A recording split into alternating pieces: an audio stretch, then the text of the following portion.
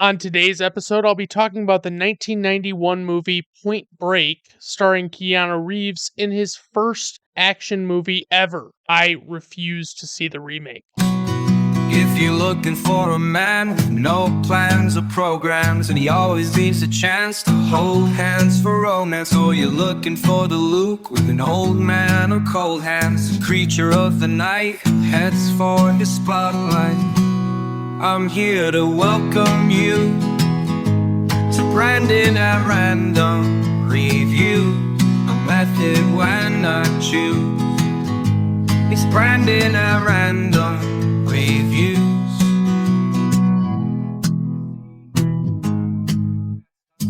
All right, everyone, welcome to Brandon at Random Reviews, covering one unsystematically chosen topic at a time. If you like listening to a guy talk about arbitrarily chosen topics in weekly episodes, then look no further. To keep up with the newest content, you can find Brandon at Random Reviews on most major video and audio platforms, as well as all popular social media sites. If you enjoy this, please like and subscribe. I use content engagement as wax for my surfboard.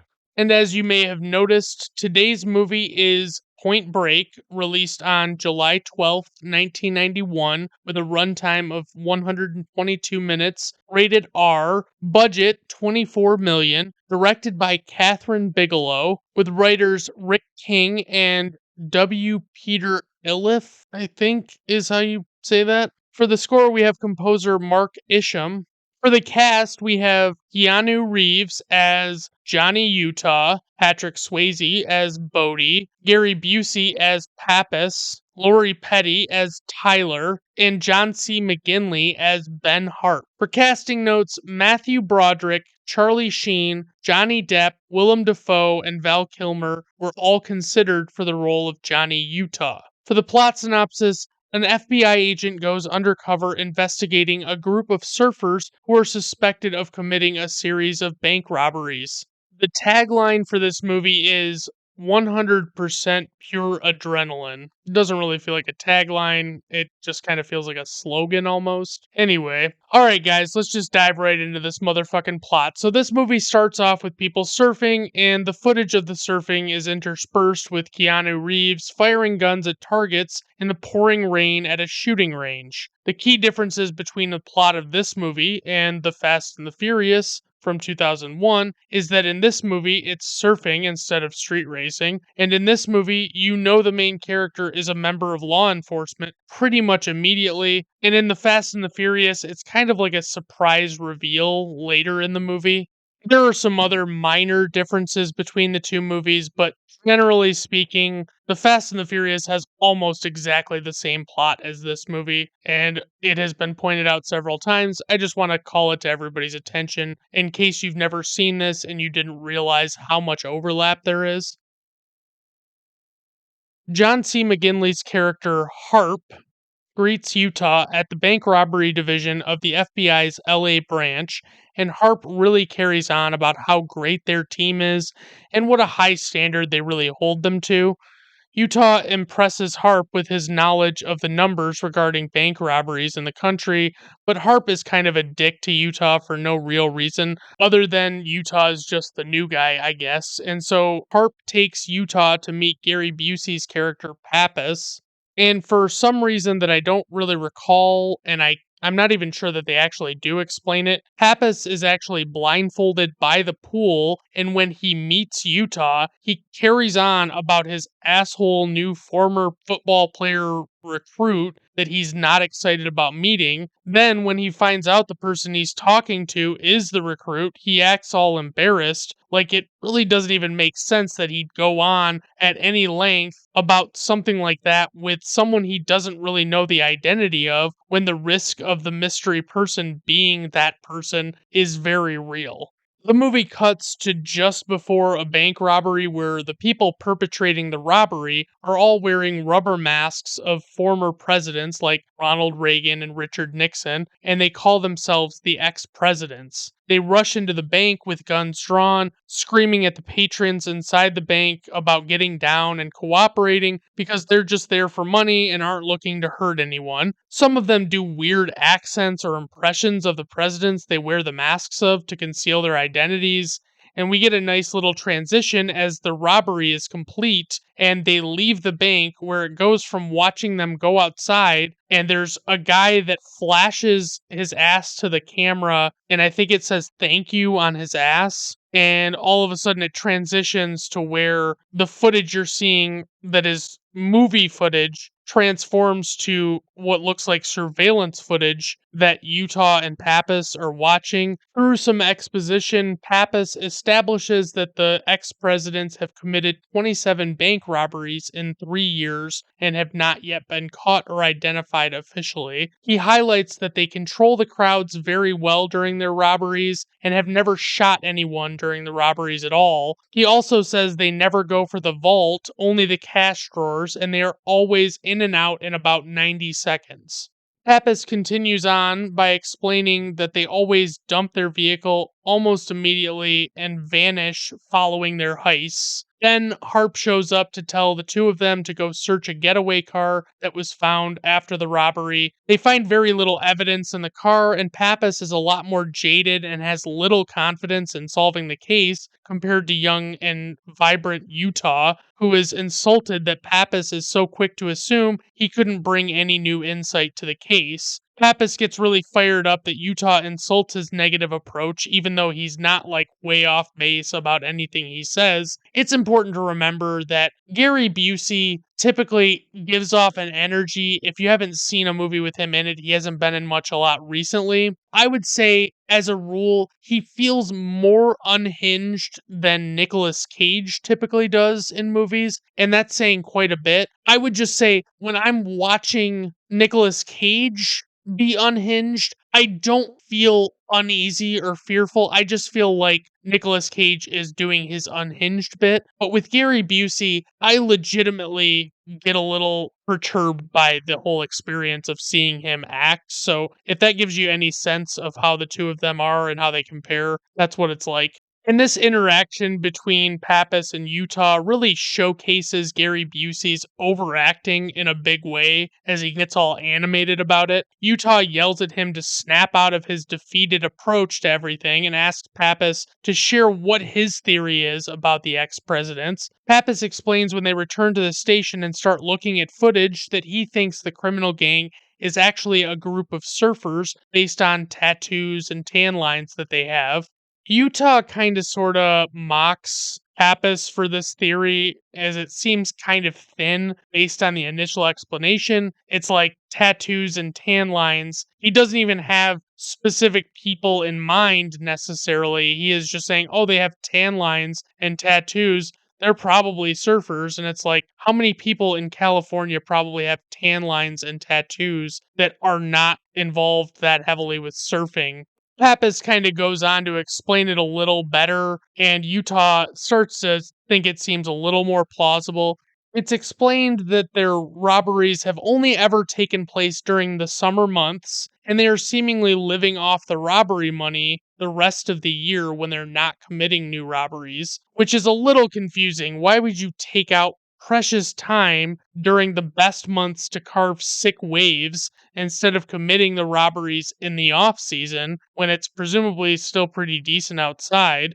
Then naturally, Pappas pitches the idea that is the crux of the plot of this movie, that Utah learned to surf so he can go undercover. And initially, Utah just refuses to believe in himself, but he begrudgingly agrees to do it. We see Utah trying to go out and learn, and when he nearly drowns, he's rescued by a local woman named Tyler, portrayed by Lori Petty, who chastises him for being too reckless and not being ready for the bodacious waves he's trying to ride, bruh.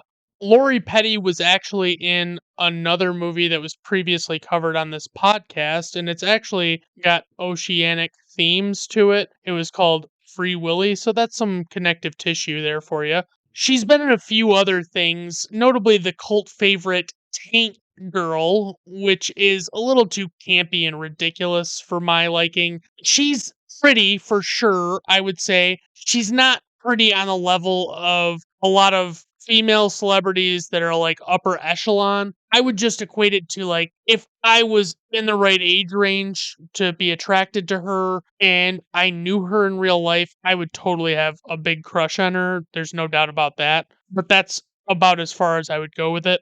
So, anywho, Pappas mocks Utah for making his initial contact, of course, be this 20 something woman to try and get in with this surfer crowd. And they look at her rap sheet, but they let him go with it and try and talk more with her. She's got some things on her rap sheet that are not great, but they're not like super serious, violent crimes or anything. It's just she's done some things that most people wouldn't be proud of. So Utah finds her and she's suspicious of him and wants to know why he keeps coming around her and what he wants, which is a totally valid concern, obviously, especially with what we as viewers know about Utah. So it's like the instincts from her are good, but clearly not good enough because obviously, spoiler alert, she does let him get closer to her and get involved with the people she's involved with. But in this moment, he tries to calm her suspicions by explaining that he wants to learn to surf if it kills him, and that he wants to do it because his parents, when he was a kid, especially and growing up, pressured him to do all of the stuff that they wanted him to do when he was younger, including football and school and things like that. And he really just didn't like the fact that they had such control over what he was doing with his life. He explains that they died unexpectedly and he realized all of his goals were just his parents' goals for him, and he wants to surf because it would be something that he legitimately wanted to do. Which is, of course, completely made up by Utah on the spot to appease her suspicions a little bit, but it's not actually accurate. He didn't even really want to do this when they proposed it to him. So naturally, Tyler stupidly lets Utah's story win her over and she agrees to show him how to surf. We get a pretty underwhelming surf training montage with the two of them, and she's giving him some tough love style training, and naturally, this personal interaction between them stokes the flames of a potential romance. Then at one point, Utah sees this surfer riding some killer waves, and Tyler tells him that that's Bodie, who is Patrick Swayze's character. Bodie comes and greets the two of them, and he hassles Utah about his stupid loser beginner surfboard and makes him look pretty fucking dumb. It's pretty clear that Bodie and Tyler are maybe mildly romantically involved or were previously, and Utah gets pretty butthurt about that. But despite questioning Tyler, Bodie allows Utah to join their party. Apparently, Bodie actually remembers Utah from his days as a quarterback at Ohio State before his injury with his knee destroyed his chances at going pro, and he allows the group to believe that he ended up becoming a lawyer after he gave up football with his injury. Then it just cuts to Harp screaming at Utah and Pappas about how much he hates their approach to the undercover work that they're doing and how it's been 2 fucking weeks and they've accomplished nothing in the case. But it kind of seems like that's not a terribly long time for undercover work. It seems like that would take some time, right? You kind of have to work your way in and establish trust and build relationships. You wouldn't be able to get a lot done in a 2 week time frame. I don't know. Maybe it's just, him being pissed off because he just doesn't like them. Harp explains that since they started, the ex presidents have robbed two more banks, and he's frustrated with these two boneheads that are investigating the case with this undercover operation. So, shortly after this talk with Harp, Pappas and Utah are analyzing this hair sample on a computer, and Utah theorizes that if they can isolate the different chemicals in this hair sample, they can figure out where the ex presidents are surfing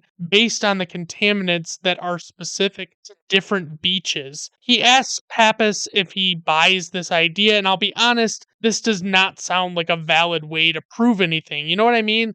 Like, you could maybe narrow it down a bit if there were certain contaminants present on certain beaches that weren't on others somehow, but it seems like they would all be very similar from one surfing location to another, and it seems pretty flimsy. Like, to me, they could be surfing at different beaches every fucking day, and you might not be able to narrow it down even a little bit. It might be too convoluted. There might be too many chemicals mixed in and not really give you any valid results for that test.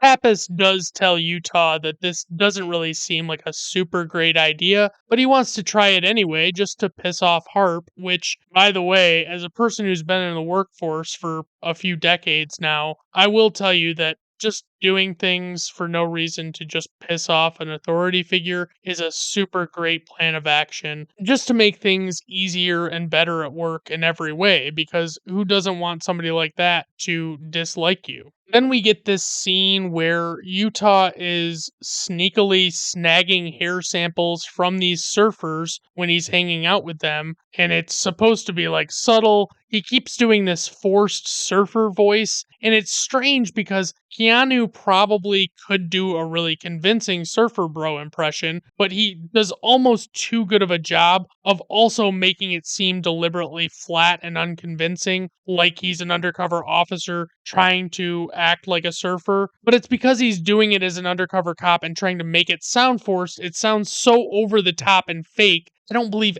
anybody would ever actually buy it. And then while all this is happening with the hair sample grabbing and the fake surfer bro voice, Pappas is hanging out in his car on the street near the beach while Utah is rinsing himself off, and suddenly a group of unfamiliar dudes come and gang up on him and shut off the water, and he's like, whoa. One of these dudes is played by Anthony Kiedis from the Red Hot Chili Peppers. They're clearly suspicious of Utah, this group of guys, and he thinks that they're just some guys being territorial and giving him a hard time, but they tell him they're just gonna fuck him up instead of the more verbal abuse that he's expecting. As they start to hold Utah and take turns punching him, suddenly Bodhi just shows up and breaks up the whole fight. But because Utah is a little hot headed, he doesn't take this as an opportunity to get away from these guys, and he instead uses the chance to punch their leader. Eventually, after the gang is incapacitated, Bodhi and Utah walk away, and Bodhi begins explaining that the guys were a gang of shitbags who believe in nothing. Yeah, he believes in nothing. He believes in nothing, Lebowski, nothing. Pappas uncoincidentally and very deliberately runs into the two of them walking and pretends to be looking for someone who stole his car stereo, which, by the way, used to be a huge problem in the 90s, especially in the early 2000s. If you bought an aftermarket car stereo with a CD player, because so many cars at the time didn't come with CD capabilities, they designed them with these removable faceplates, and people would take them off and usually like lock them in their glove box if they were leaving their car for an extended period of time. Because if you stole the stereo with no faceplate on it, replacing the faceplate was prohibitively expensive. And of course, you may be thinking, Brandon, why on earth do you know this? Were you a thief? How could you possibly realize that the faceplates were so expensive? This was actually commonly known, and I actually know it more specifically because when I was in high school, someone actually stole the faceplate from my car stereo one time when I thought it would be safe to leave it on there, and I think I either forgot to lock my doors or left my windows cracked open too far, and when I tried to buy a replacement after it got stolen, it cost almost as much as the stereo itself, and I even remember like having somebody I was trying to like order it from, I think it was like Pioneer or Alpine or something, and they explained to me that like, hey, yeah, like the reason it's so expensive is not because it really would cost that much, it's that we want to make it more expensive so people don't just steal the faceplateless car stereo and then replace the faceplate. So Bodhi invites Utah to come to a party later that night at his house, and then it immediately cuts to Pappas hassling him for not being smarter, and they go and watch the asshole surfers from earlier as they're entering their place, and it's alluded to that the agents intend to carry out a raid on that house the following morning. It cuts back to the party at Bodhi's house that night, and it's pretty clear Utah and Tyler are gonna hook up. There are just way too many one on one intimate moments with them for it to be going in any other direction here. But before any of that can happen, the friends are just hanging out around the bonfire talking about surfing and riding huge bodacious waves. Bodhi talks about the legend of a 50-year storm that is supposed to be coming the following year that will bring the most far out waves seen in an entire generation, brah. Build up to Tyler and Utah hooking up is undeniable and very obvious in their scenes together later on. The two of them join the others late at night to ride waves in only the illumination of their headlights pointed at the beach. Bodhi pressures Utah to ride a huge wave, and these wide shots make it pretty clear that they actually filmed this in broad daylight and darkened the footage later on, because I'm pretty sure you wouldn't be able to see jack shit in this sequence if it were actually that dark out and you just had these fucking headlights pointed at the water. Afterwards, Tyler is talking to Utah and she points out that he has a completely different energy about him now, and she says that he originally seemed like he was being forced to learn to surf as a part of a school project or something, but now she says he almost seems happy and they totally make out in the moonlight. And I'm just like, oh God, I hope that this works out so well, this romance between them. I hope that there isn't some deep, dark secret that one of them gets to the bottom of and figures out and kind of ruins the whole thing a little bit. Utah wakes up presumably the next morning from what I have to assume was, what's the PC G-rated way to put this? An all-night fuck sesh. And he just repeatedly starts saying, "Oh shit, oh shit, oh shit." And it immediately becomes clear that he's late for the raid on that one house with the weird surfers that were bullying Utah on the beach. This whole thing just confuses me because it's like he gets to the raid and they're giving him a little bit of shit. And I'm not a cop or anything, I'm not an FBI agent, but why would Utah be a part of this raid in any capacity? Wouldn't this completely blow his cover? Why do they even need him to be a part of this at all? Anywho, they're scoping out this house and there's a man squirming around on a bed, presumably on drugs or something, and a woman is showering. Pappas comes to the front door pretending to be looking for his dog Scooby, and I guess he's doing this as a way to somewhat distract the people in the house, paying more attention to the front door. But the woman who answers the door is really kind of not having it, but she also doesn't just close the door in his face and lets him keep talking to her. And she just keeps saying, no, no, I can't help you, blah, blah, blah. But it seems like the rest of the house has realized they're being closed in on and they start gearing up with firearms. Annoyingly, a push mower is started by a neighbor and makes communication really difficult for the agents, as Utah is seeing what's going on inside this house and is trying to warn them not to go in there because they'll probably get shot lots of times. And Utah keeps telling the agents not to let Pappas reveal his badge, but they can't really understand him. And finally, as everything comes to a head and the girl is telling Pappas to fuck off, all hell breaks loose as he says he's FBI and forces his way in the door and immediately has to use the girl as a human shield as the guys open fire on him. And I don't know. I mean, I understand part of the raid has to be like scoping it out, making sure everything looks okay and like they're all there and all that stuff. But they really botched the shit out of this raid, at least on the approach. And then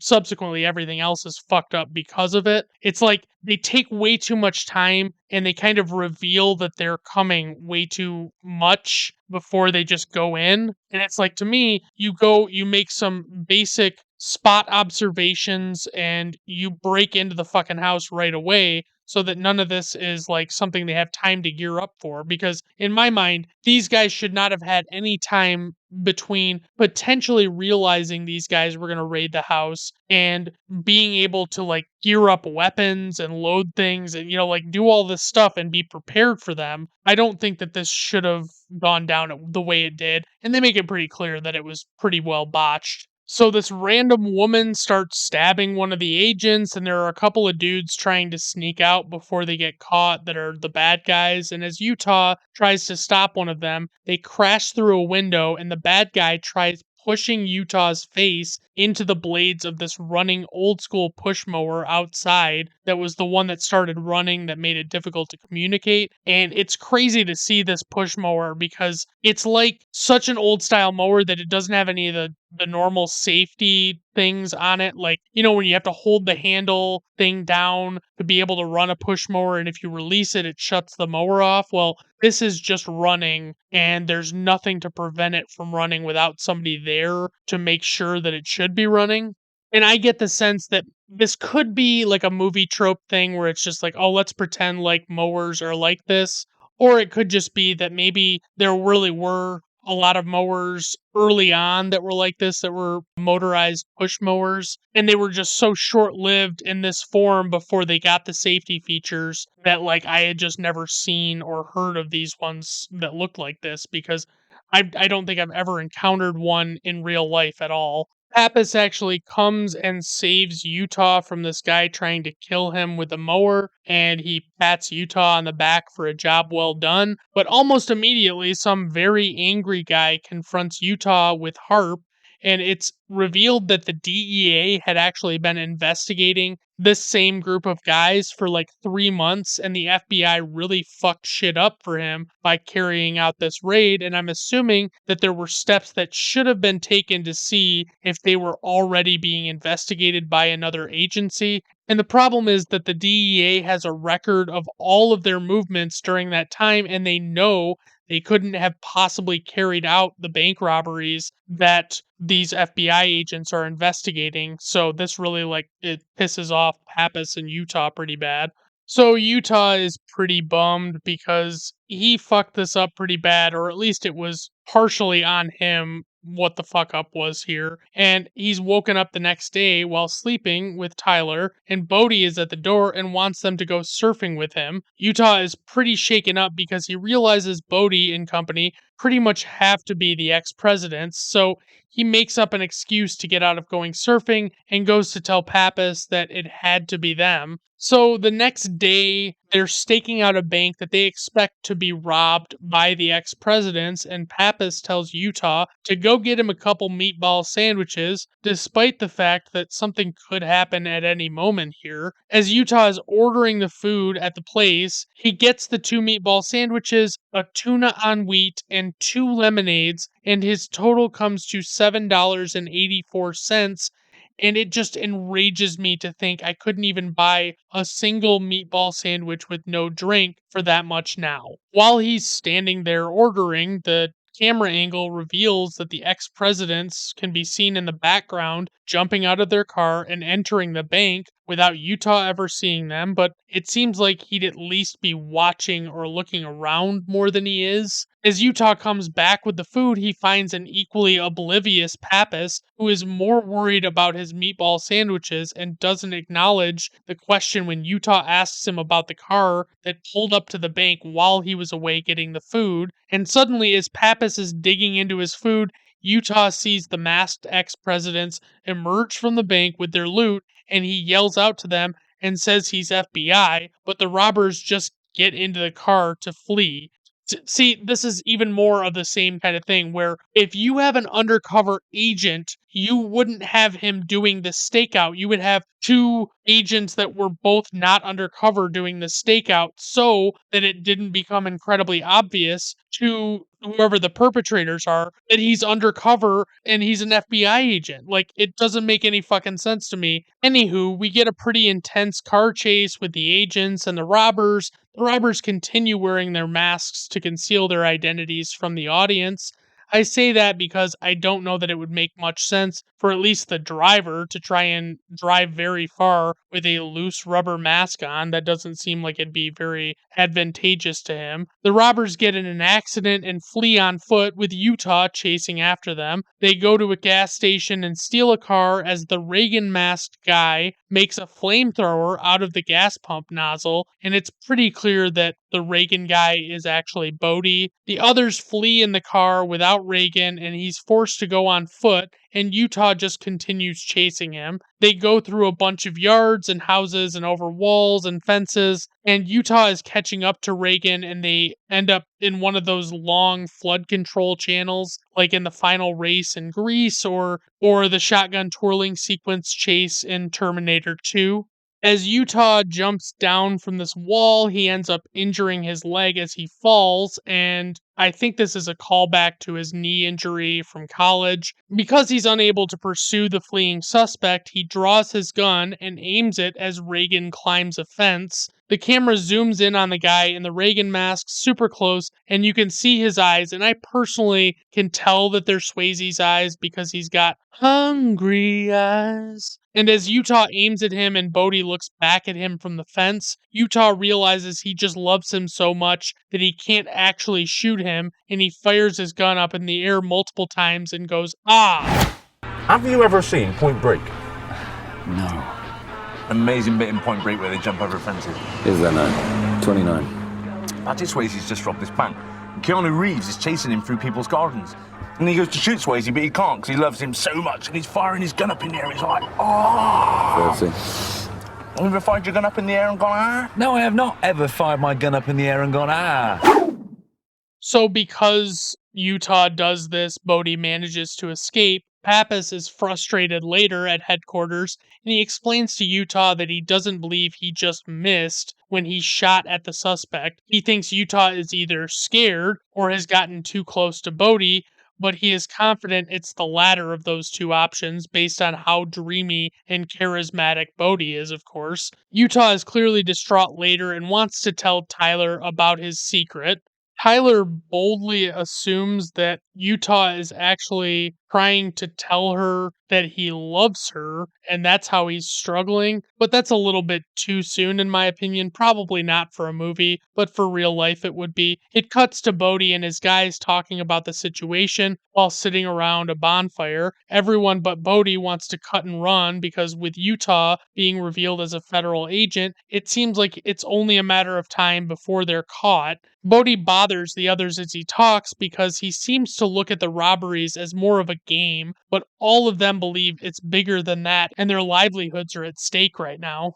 But Bodhi just asks them to trust him, but I honestly think these dudes would cut and run regardless in a non-movie scenario like this. It cuts to Utah laying in bed and the shadow of a pistol is seen aiming at him, and initially you might think that it's possibly Bodhi or one of his guys. The gun fires and hits the pillow as Utah sits up to find that Tyler discovered his FBI badge. She chastises him for lying to her and seemingly using her, and she wants to know if his parents are really dead, like he told her, and he says that they're actually still alive in Columbus, Ohio, which is a fate worse than death, in my humble opinion.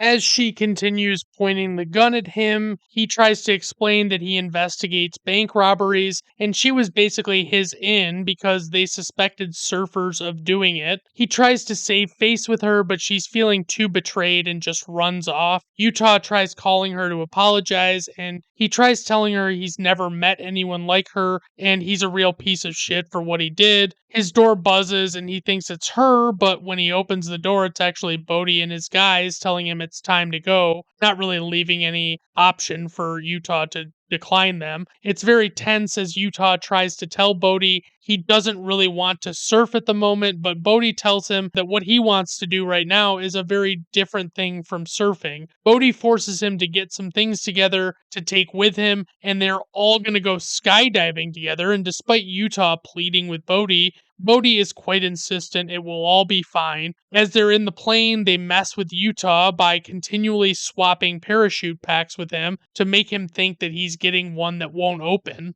Eventually, these guys all jump out of the plane, and they seem to be really happy as they plummet to Earth in a free fall. They lock arms together and encourage Utah to join them, but it seems super suspicious. They break and spread out to deploy their chutes, but Bodhi and Utah continue locked together. They argue about who should deploy their chute, but Bodhi ultimately pulls Utah's for him. And I'm not gonna lie, I'm not sure what the hell the point of this whole skydiving sequence was.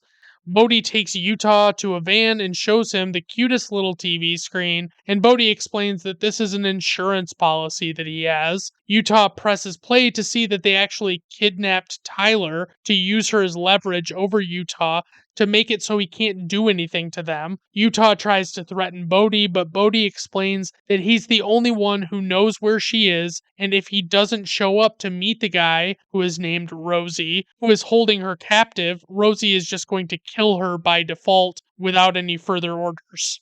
Now Bodhi is actually making it clear to Utah that Utah has to work with them to rob another bank and get to the meeting spot afterwards in time to prevent Tyler from being killed. As Bodhi gives Utah an unloaded shotgun to take with him for the robbery, Utah tells Bodhi that this is his wake-up call and gives him the masterfully delivered line, I am an FBI agent! I know, man, isn't it wild? but Bodhi don't care. Bodhi don't give a shit. They put on their masks and they don't give Johnny one, which is, I guess, hopefully done in order to help him not be gunned down when the FBI spots him. As the robbery begins, Bodhi is being more reckless and is taking more time than usual for some reason, and he decides to go for the vault, despite them not usually doing that in prior robberies to save time. Utah is obviously frustrated, and it's shown that one of the bank hostages on the ground is a plainclothes police officer who is considering disrupting this whole thing.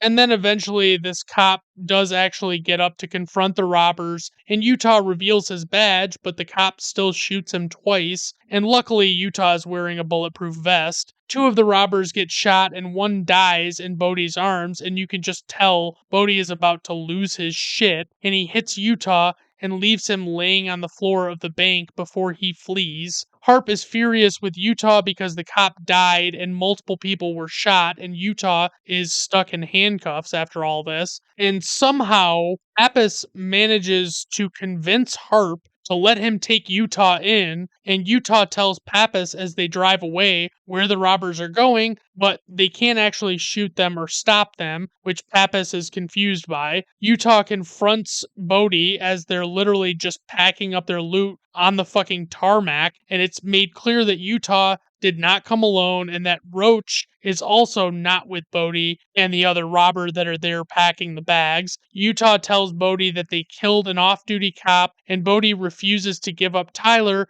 because she's his only insurance policy. Utah tells Bodhi if he tells him where Tyler is, he will simply be able to walk away from the situation. Then all of a sudden gunshots start firing and Roach and Pappas are firing shots. Pappas takes out Roach, but Utah refuses to allow him to shoot Bodhi for fear that it will actually result in Tyler's death. Ultimately, Roach is able to recover enough to shoot Pappas in the back with his shotgun. Utah tries to convince Bodhi that fleeing in a plane is a really bad idea because they'll be able to track them wherever they go. Bodhi tells Utah they have to finish this together, and they board the plane to take off in the tiny little thing. Bodhi's plan appears to be that they will jump from the plane in midair to escape, but he knows Roach is just not doing well as he's in this plane, and Utah points out to Roach that he doesn't really have long to live, and the reason he's feeling cold is because he's actually lost so much blood. As Bodhi is giving radio instructions to the guy Rosie, who has Tyler, he refuses to tell him to release her, as Utah requests him to do. Roach and Bodhi jump from the plane and leave Utah there to die, but Utah jumps out after them with no parachute in a pretty fucking ballsy move, honestly. Utah somehow manages to land on Bodhi and tells him to pull his cord or he'll just shoot him, but he ultimately can't shoot him and holds on as he pulls the cord himself, but there's ultimately not enough time to deploy the chute properly before they land, but they survive the fall pretty much unscathed, and Bodhi's getaway vehicle is coming to find them in the desert. Bodhi goes to walk away and he surprises Utah by telling them to let Tyler go, and she comes out and embraces Utah. Bodhi exclaims to Utah that he'll see him in the next life, and he rides away. We see Utah sometime the next year, stopping at the beach for some reason as it rains hard outside. The other surfers are leaving because of the downpour, but Utah knows Bodhi wouldn't miss the sick waves of a 50-year storm. And naturally, Utah finds Bodhi on the beach. He explains how he kept looking for him everywhere and kept narrowly missing him at every turn over the last year, and even knows a lot of Bodhi's accomplices didn't make it. Utah just kind of tells Bodhi that he's going down for everything he did, and the two of them start to brawl on the beach, and Bodhi has the opportunity to drown Utah when he gets the upper hand on him, and as Bodhi releases him, Utah reveals his air support and agents coming to get Bodhi as he handcuffs Bodhi's hand to his. Bodhi begins pleading with Utah to let him get one last wave in this storm of a lifetime, and of course, Utah lets him for some dumb reason. The agents come up and yell at Utah for letting Bodhi go, and Utah says he didn't let him go, and when the agents say they'll get him when he comes back in, Utah casually explains that Bodhi won't be coming back. Utah throws his badge on the ground as he walks away in the downpour, and we roll credits.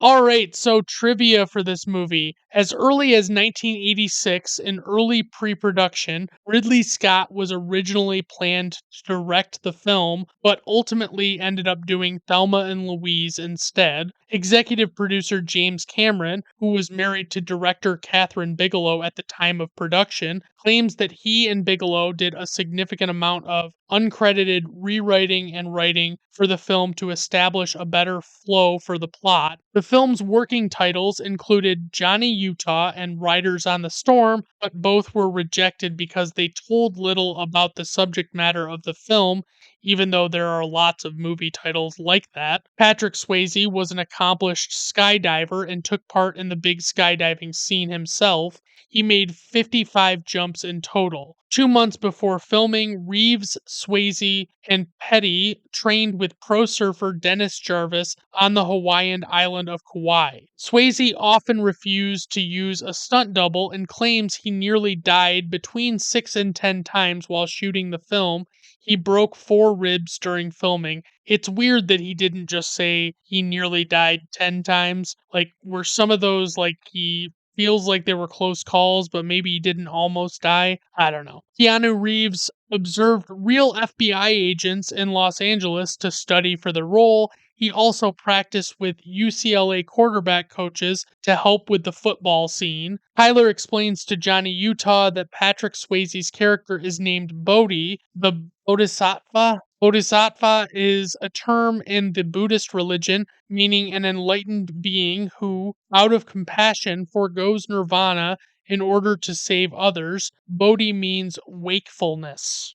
Let's see, what else do we have here? Johnny Utah became an FBI agent after a knee injury ended his football career. In real life, Keanu Reeves was once an aspiring hockey player who suffered a knee injury and went on to become an actor. Patrick Swayze also suffered a serious knee injury playing football and went on to become an actor himself. 20th Century Fox had made plans for a sequel to this film to be released in the summer of 1993. In fact, a script had been written and it was actually in pre production. Despite this original film being pretty high grossing, the studio decided to scrap the sequel project altogether.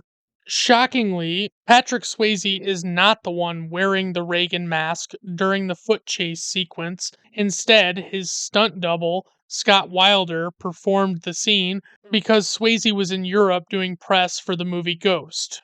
As I probably mentioned earlier, the skinny, long haired guy who is named Tone in War Child and Bunker's gang is Anthony Kiedis, the lead singer for the Red Hot Chili Peppers.